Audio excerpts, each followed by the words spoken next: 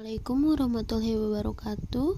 Saya Mia Nur Aini dari kelas FM akan mempresentasikan jurnal dengan judul Kepatuhan Pelayanan Farmasi di Rumah Sakit RSUP Dr. Wahidin Sudirohusodo yang ditulis oleh Furqon Jamaluddin, Ibarudin, dan Mutakin. Yang melatar belakangi jurnal ini sebagai pendahuluan adalah menurut Undang-Undang Republik Indonesia Nomor 44 Tahun 2009 dan Peraturan Menteri Kesehatan Nomor 34 Tahun 2017, rumah sakit adalah institusi pelayanan kesehatan yang menyelenggarakan pelayanan kesehatan perorangan secara paripurna yang menyediakan pelayanan rawat inap, rawat jalan, dan rawat darurat. Hal tersebut diperjelas dalam Permenkes Nomor 72 Tahun 2016 tentang standar pelayanan kefarmasian di rumah sakit yang menyebutkan bahwa pelayanan kefarmasian rumah sakit adalah bagian yang tidak terpisahkan dari sistem pelayanan kesehatan rumah sakit yang berorientasi kepada pelayanan pasien, penyediaan obat yang bermutu, termasuk pelayanan kefarmasian klinik yang terjangkau bagi semua lapisan masyarakat.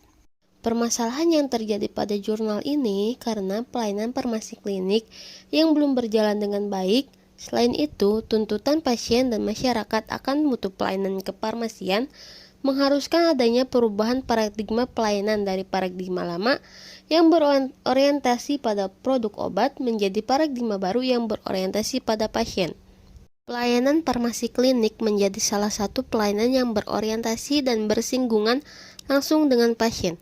Dengan diterapkannya pelayanan farmasi klinik di rumah sakit, maka secara tidak langsung pelayanan yang diberikan apoteker kepada pasien akan meningkatkan outcome terapi dan meminimalkan risiko terjadinya efek samping karena obat, sehingga tujuan dari keselamatan pasien dan kualitas hidup pasien terjamin.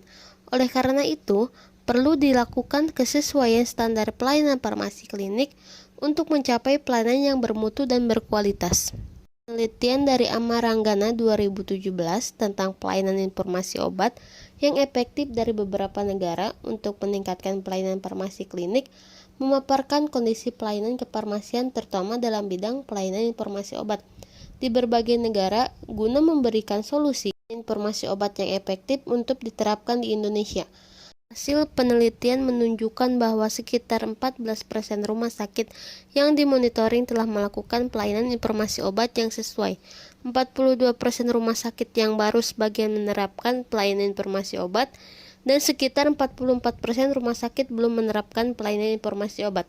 Sehingga penelitian ini perlu ditindaklanjuti dengan penelitian lebih lanjut tentang pelaksanaan standar kefarmasian di rumah sakit secara spesifik. Hasil penelitian menunjukkan bahwa sekitar 14% rumah sakit yang dimonitoring telah melakukan pelayanan informasi obat yang sesuai. 42% rumah sakit yang baru sebagian menerapkan pelayanan informasi obat, dan sekitar 44% rumah sakit belum menerapkan pelayanan informasi obat. Sehingga penelitian ini perlu ditindaklanjuti dengan penelitian lebih lanjut tentang pelaksanaan standar kefarmasian di rumah sakit secara spesifik. Untuk perbaikan kedepannya terkait layanan dispensing sediaan steril, Kepala Instalasi Farmasi mengatakan bahwa apoteker melakukan dispensing steril semua kemoterapi dan obat steril yang dicampur jadi satu harus menggunakan teknik antiseptik. Kepala Instalasi Farmasi juga mengungkapkan bahwa hal ini sudah menjadi tuntutan akreditasi Rumah Sakit RSUP Dr. Wahidin Sudirohusodo Makassar. Hasil observasi yang dilakukan ditemukan bahwa rumah sakit telah menyiapkan ruangan khusus yang telah dilengkapi sarana dan prasarana untuk dilakukan pencampuran obat suntik, penyiapan nutrisi parenteral, dan penanganan sediaan sitostatik. Selain itu, dari hasil observasi terlihat pula setiap petugas dilengkapi APD dan petugas pengemasan obat dan sediaan dengan kemasan tertentu sesuai dengan kebutuhan dan SOP. Selanjutnya, limbah hasil dispensing sediaan steril dibuang pada tempat yang telah disediakan sesuai dengan jenis limbahnya. Peneliti mengumpulkan data dengan cara wawancara mendalam, observasi, dan dokumentasi.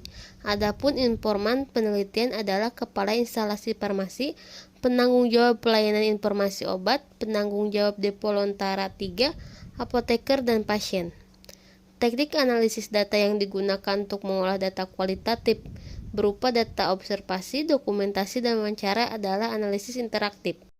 Peneliti mengumpulkan data dengan cara wawancara, wawancara mendalam, observasi, dan dokumentasi. Adapun informan penelitian adalah kepala instalasi farmasi. Tahapan berikutnya adalah tahap pengumpulan data, reduksi data, penyediaan data, dan penarikan kesimpulan atau verifikasi. Setelah dilakukan penelitian, maka hasil penelitian sebagai berikut. Pelayanan yang pertama yaitu pengkajian resep. Dilakukan untuk menganalisa adanya masalah terkait obat dalam resep.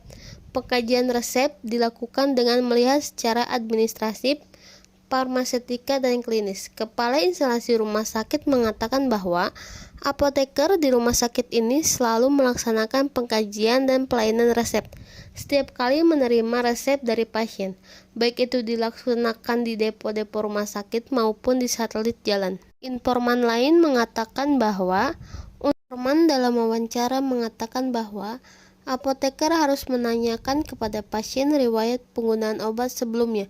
Walaupun riwayat penggunaan obat juga dapat dilihat pada rekam medis pasien, jadi itu harus dilakukan pada saat pasien datang.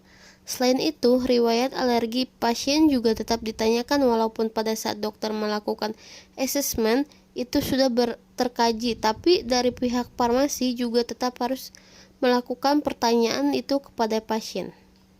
Tidak hanya riwayat obat, tetapi riwayat alergi dan kepatuhan minum obat juga ditanyakan kepada pasien, seperti pengakuan oleh pasien rawat jalan yang mengatakan bahwa sebelum saya diberikan obat oleh petugasnya, saya selalu ditanyakan tentang obat yang pernah saya minum sebelumnya dan ada alergi atau tidak. Dijelaskan juga cara minum dan diingatkan untuk minum obat sesuai dengan yang dia katakan. Rekonsiliasi obat. Pelayanan yang ketiga merupakan proses pembandingan instruksi pengobatan dengan obat yang telah didapat pasien. Apoteker harus selalu mencatat penggunaan obat, mulai dari nama, indikasi, dosis, frekuensi, dan rute, riwayat alergi, serta efek samping obat pasien. Informan mengatakan bahwa ada forumnya dan wajib dilakukan di clinical pathway. Setiap pasien baru pertama masuk di rumah sakit, lalu pindah ke perawatan, dan juga saat pulang, kita harus lakukan rekonsiliasi untuk mencegah terjadinya duplikasi obat dengan adanya interaksi. Jika terjadi perubahan terapi, apoteker wajib melakukan komunikasi dengan pasien. Pelayanan keempat, pelayanan informasi obat merupakan kegiatan penyediaan dan pemberian informasi rekomendasi obat yang independen, akurat, tidak bias, terkini, dan komprehensif yang dilakukan oleh apoteker kepada dokter, apoteker, perawat, profesi kesehatan lainnya, serta pasien dan pihak lain di luar rumah sakit. Berdasarkan aturan ruangan khusus PIO wajib ada di rumah sakit. Informan mengatakan bahwa terdapat ruangan pelayanan informasi obat tersendiri di instalasi farmasi rumah sakit yang telah dilengkapi dengan pustaka dan telepon. Tetapi di ruangan perawatan bergabung dengan farmasi atau satelit lainnya. Pelayanan selanjutnya, pemantauan terapi obat merupakan suatu proses yang mencakup kegiatan untuk memastikan terapi obat yang aman, efektif, dan rasional bagi pasien.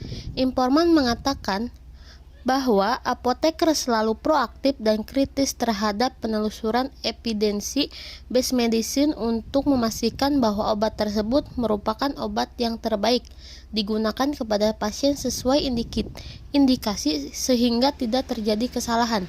Selain itu, apoteker senantiasa melakukan pemantauan terhadap pasien terkait efek samping dan efektivitas obat, sehingga jika diperoleh masalah terkait terapi obat yang dilakukan pasien, maka apoteker melakukan rekomendasi kepada penulis resep.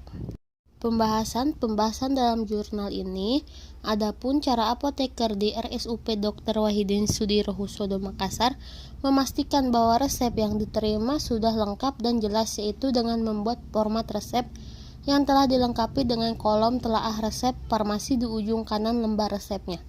Dari ke-8 informan yang diwawancari oleh peneliti, semua mengatakan bahwa apoteker selalu melakukan pengkajian dan pelayanan resep sebelum dan setelah diterima.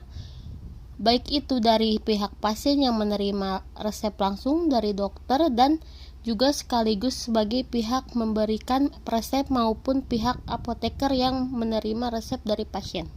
Apoteker selalu menanyakan langsung kepada pasien. Riwayat penggunaan obat pasien juga dilihat pada lembar rekam medik pasien atau lembar daftar penggunaan obat pasien yang ada di depo dan satelit rumah sakit.